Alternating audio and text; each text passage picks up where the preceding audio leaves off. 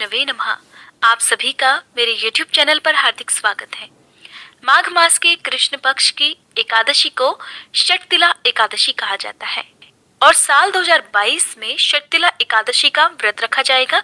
28 जनवरी शुक्रवार के दिन, 29 जनवरी शनिवार के दिन व्रत का पारण किया जाएगा। एकादशी के दिन भगवान श्री हरि की विशेष रूप से पूजा की जाती है। माघ मास में पड़ने वाली एकादशी में आप भगवान श्री हरि के साथ साथ भगवान कृष्ण की भी पूजा करें। जैसा कि इस एकादशी के नाम से ही पता चलता है कि इस दिन तिलों का विशेष रूप से प्रयोग करना चाहिए। स्नान में, पूजा में, दान में, तर्पण में आपको काले तिलों का यथासंभव प्रयोग करना चाहिए। वैसे तो पूरे माघ के महीने में ही तिलों का प्रयोग करना चाहिए, लेकिन अगर आप माघ के पूरे ही महीने में तिल का दान या तिल से स्नान ना कर पाए हों या पूजा में आप तिलों का प्रयोग ना कर पाए हों, तो माघ महीने में पड़ने वाले कुछ विशेष व्रत और त्योहारों में आप तिलों का प्रयोग करके भगवान श्री हरि के साथ साथ शनिदेव को भी प्रसन्न कर सकते हैं और उनका आशीर्वाद भी प्राप्त कर सकते हैं। आज की वीडियो में मैं आपको सुनाने वाली हूँ माघ मास के कृष्ण पक्ष की षटतिला एकादशी की कथा। एक समय दालभ्य ऋषि ने पुलत्स्य ऋषि से पूछा, हे महाराज, पृथ्वी लोक में मनुष्य ब्रह्म हत्या आदि महान पाप करते हैं, पराये धन की चोरी और दूसरे की उन्नति देखकर ईर्ष्या भी रखते हैं, साथ ही अनेक प्रकार के व्यसनों में घिरे भी रहते हैं, फिर भी उन्हें नरक प्राप्त नहीं होता। इसका क्या कारण हो सकता है? वे ना जाने कौन सा दान पुण्य करते हैं कि उनके सारे पाप ही नष्ट हो जाते हैं। हे ऋषिवर, ये सब आप कृपा पूर्वक कहिए। तब पुलत्स्य मुनि कहने लगे, हे महाभाग, आपने मुझसे अत्यंत गंभीर प्रश्न पूछा है। इससे संसार के जीवों का अत्यंत भला होगा। इस भेद को श्री ब्रह्मा जी, विष्णु, रुद्र और इंद्र आदि भी नहीं जानते, परंतु मैं आपको ये गुप्त तत्व अवश्य बताऊंगा। पुलत्स्य ऋषि ने कहा कि माघ मास प्रारंभ होते ही मनुष्य को स्नान आदि करके शुद्ध रहना चाहिए। इंद्रियों को वश में करके काम, क्रोध, लोभ, मोह, अहंकार, ईर्ष्या और द्वेष आदि का त्याग कर भगवान का ध्यान करना चाहिए। पुष्य नक्षत्र में गोबर, कपास, तिल मिलाकर उनके उपले अर्थात कंडे बनाने चाहिए। उन कंडों से 108 बार हवन करना चाहिए। उस दिन मूल नक्षत्र हो और एकादशी तिथि हो तो अच्छे पुण्य देने वाले नियमों को ग्रहण करना चाहिए। एकादशी व्रत के दिन स्नान आदि नित्य क्रिया से निवृत्त होकर सभी देवताओं के देव भगवान श्री हरि की पूजा करनी चाहिए और एकादशी का व्रत रखना चाहिए। रात को जागरण करना चाहिए।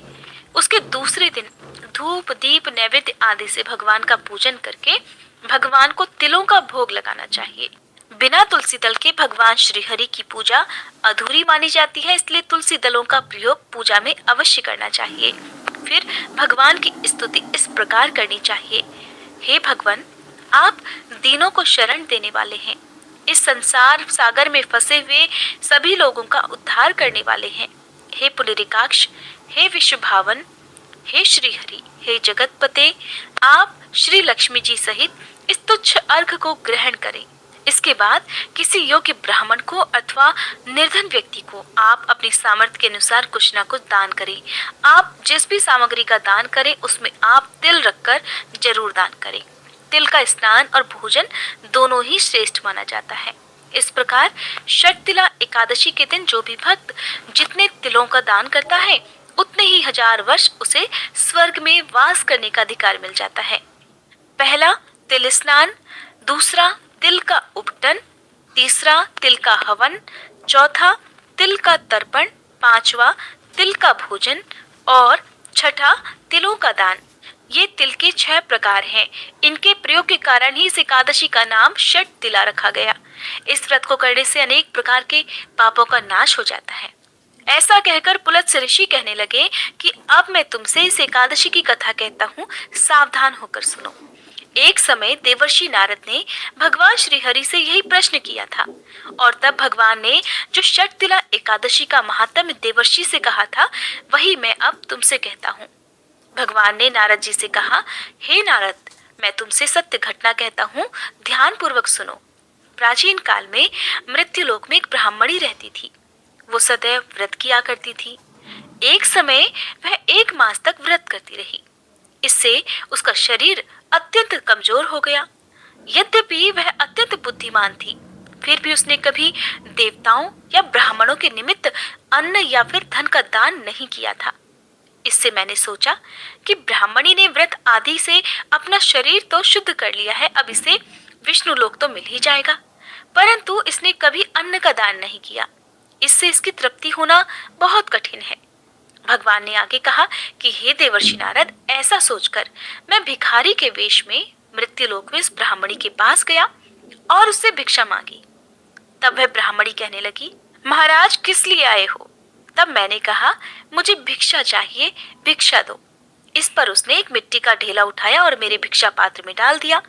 मैं उसी को लेकर स्वर्ग में वापस लौट आया। कुछ समय के बाद उस ब्राह्मणी ने भी शरीर त्याग दिया और स्वर्ग में आ गई। उस ब्राह्मणी को मिट्टी का दान करने से स्वर्ग में सुंदर महल मिला, परंतु उसने अपने घर को अन्न आदि सभी सामग्रियों से शून्य पाया। इन सब से घबराकर वो मेरे पास आई और कहने लगी कि हे भगवान, मैंने तो अनेक व्रत आदि से आपकी पूजा की थी, परंतु फिर भी मेरा घर अन्न आदि सभी वस्तुओं से शून्य, इसका क्या कारण है?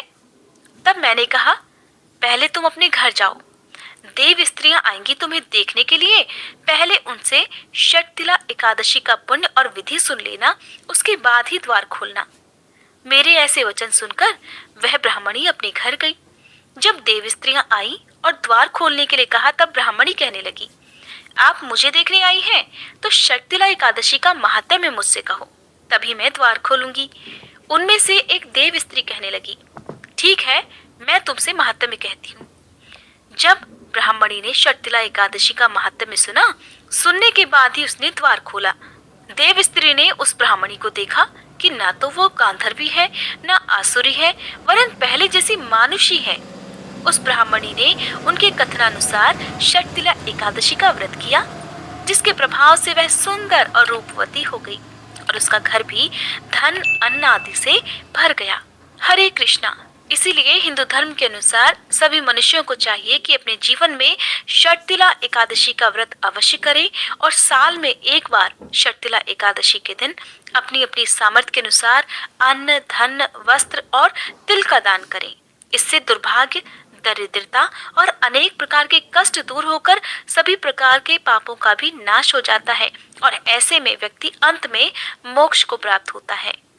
आज की ये वीडियो अगर आपको पसंद आई हो तो वीडियो को लाइक करके कमेंट बॉक्स में भगवान श्री हरि की जय जरूर लिखिए।